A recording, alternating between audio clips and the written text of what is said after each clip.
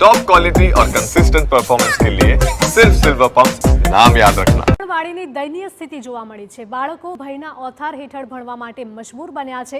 બાળકોને પાયાનું શિક્ષણ મળી રહે તે માટે નંદઘર અને આંગણવાડી તો બનાવવામાં આવે છે, પરંતુ છોટાઉદેપુરમાં આ આંગણવાડીઓની સ્થિતિ અંગે તંત્ર અજાણ હોય તેવું લાગી રહ્યું છે, કારણ કે છોટાઉદેપુરને અડીને આવેલ અંત્રોલી ગામની આંગણવાડીની 12 વર્ષ જૂના મકાન ચાલી રહી છે, જે મકાન થકી બાળકો શિક્ષણની પાપા પગલી ભરે છે। તે મકાનના પગથિયા જર્જરિત છે, છત પરથી પાણી ટપકી રહ્યું છે, જેથી બાળકોને કોઈ પણ પ્રવૃત્તિ કરાવી શકાતી નથી અને બાળકો અને સગર્ભા મહિલાઓ માટે આવતો સામાન પણ બગડી જાય છે। ત્યારે વાલીઓ પણ પોતાના બાળકોને આ આંગણવાડીમાં મોકલવા માટે તૈયાર થતા નથી। ઢાબા પર પાણી સંગ્રહ થઈ જાય છે, એના કારણે મકાનની અંદર પાણી ટપકે છે, જેથી આંગણવાડી કાર્યકર છે એને કોઈ બી પ્રવૃત્તિ કરાવવા માટે બાળકોને પ્રવૃત્તિ કરાવી નથી શકતા। જ્યારે પણ પ્રવૃત્તિ કરાવવા જાય છે ત્યારે પાણી બહુ પડેલું હોય ને તો બાળકો લપસી જાય છે, એટલે અને એમનો જે સામાન હોય લાભાર્થીઓને આપવાનો હોય, ધાત્રી માતા છે, પછી સગર્ભા માતા છે, એમના માટેનો જે સામાન આવે છે, બાળકોનું પુસ્તકો છે, એ બધું મૂકવા માટે પણ જગ્યા નથી, પલળી જાય છે।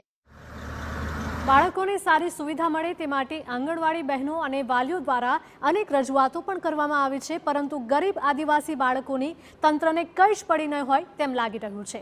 આંગણવાડીની બાજુમાં આવેલ ગ્રામ પંચાયત ઘર જર્જરિત થતાં નવું મકાન બનાવી દેવાયું, પરંતુ બાળકોના ભવિષ્યને લઈને કોઈ જ દરકાર તંત્ર નથી લેતું।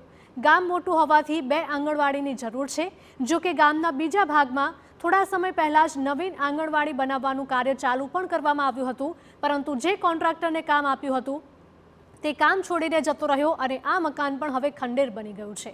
ત્યારે આંગણવાડી કાર્યકરે તેના પોતાના મકાનમાં બાળકોને બેસાડીને અભ્યાસ કરાવવા તેઓ મજબૂર બન્યા છે। અમારી આંગણવાડીમાં સતત વરસાદ પડે ત્યારે બાળકોને બેસાડી શકાય તેવી હાલત નથી। બાળકો અંદર લપસી પડે છે, વારંવાર પડી જાય છે અને બાળકો નાવાલે એના કારણે બાળકોએ વાલી મોકલતા નથી। ગામ લોકોએ બાળકોને આંગણવાડીએ જ નથી મોકલતા કે બાળકો અંદર પડી જાય, વરસાદ બહુ પડે છે ને। છોટાઉદેપુર જિલ્લાના અંતરિયાળ વિસ્તારમાં આવેલું આ અંત્રોલી ગામ છે કે જ્યાં આપ જોઈ શકો છો કે આંગણવાડી છે। આ વર્ષો પહેલા બનાવેલું આ જે ગ્રામ પંચાયતનું મકાન છે અને સામેની સાઈડ પર હું તમને બતાવવા માંગીશ કે અંત્રોલી ગ્રામ પંચાયતનું આ જે નવું મકાન છે, આ જે ગ્રામ પંચાયતનું નવું મકાન તો બની ગયું છે, પરંતુ આપ જોઈ શકો છો કે જે ગામના જે નાના ભૂલકાઓ છે એ પાપા પગલી કરી અને આ જે નંદ ઘર પર જે આવતા હોય છે પોતાના ભાવિના ઘડતર માટે, પરંતુ સરકાર તરફથી આજે નંદ ઘરનું જે ઘડતર કર્યું છે તે બિલકુલ હવે જર્જરિત બની ગયું છે। આપ જોઈ શકો છો કે આ જગ્યાએથી આ જે બાળકો છે ઉપર ચડી અને નંદઘરમાં જતા હોય છે, તેની હાલત બિલકુલ ખખડધજ હાલતમાં બની ગઈ છે। નાના બાળકો, નાના ભૂલકાઓ અહીં જો આવતા હોય તો પડી જવાની દહેશત પણ ખાસ જોવાતી હોય છે। હું તમને અંદરનો જે ભાગ બતાવવા માંગીશ કે બાળકો બેસે ક્યાં, આ સવાલ એક ઊભો થઈ રહ્યો છે।